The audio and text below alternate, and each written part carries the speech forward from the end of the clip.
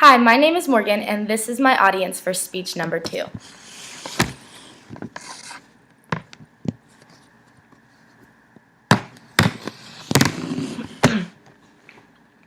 How would you feel if you were discriminated against in a school setting?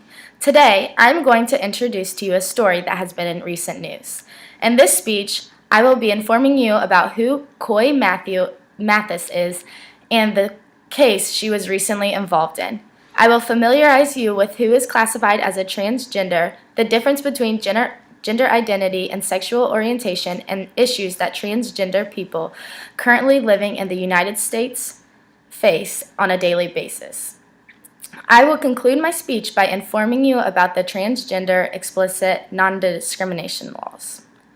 From the survey given to my current audience earlier, only 20% of you were familiar with the name Coy Mathis. Let me begin by giving you an overview of Coy Mathis.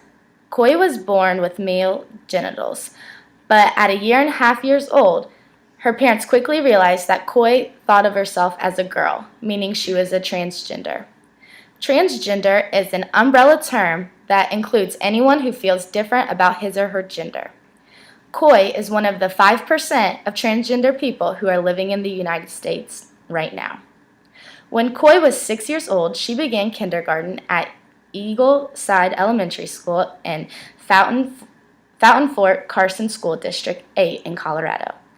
In December of Coy's first grade year, her parents received an unexpected phone call from the school saying that she was denied the use of the girls' bathroom, which only granted her access to the boys' bathroom, gender neutral, or the nurses' bathroom.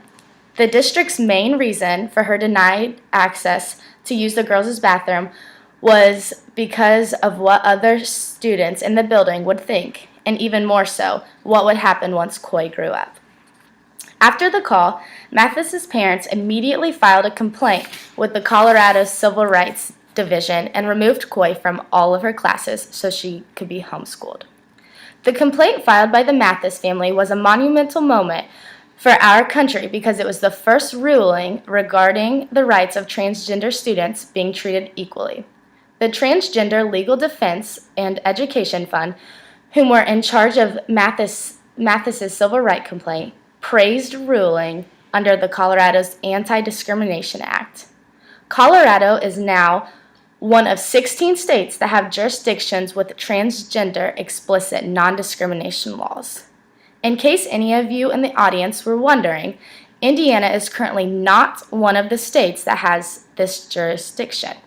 According to transgenderlaw.org, 44% of the U.S. population are protected by this law.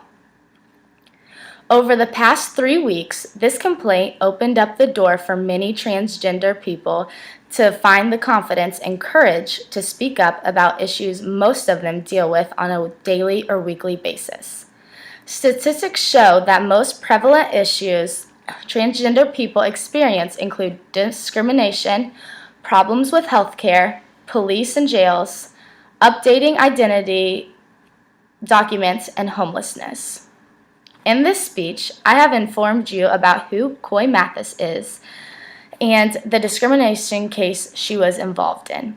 I stated who is classified as a transgender, the difference between gender identity and sexual orientation.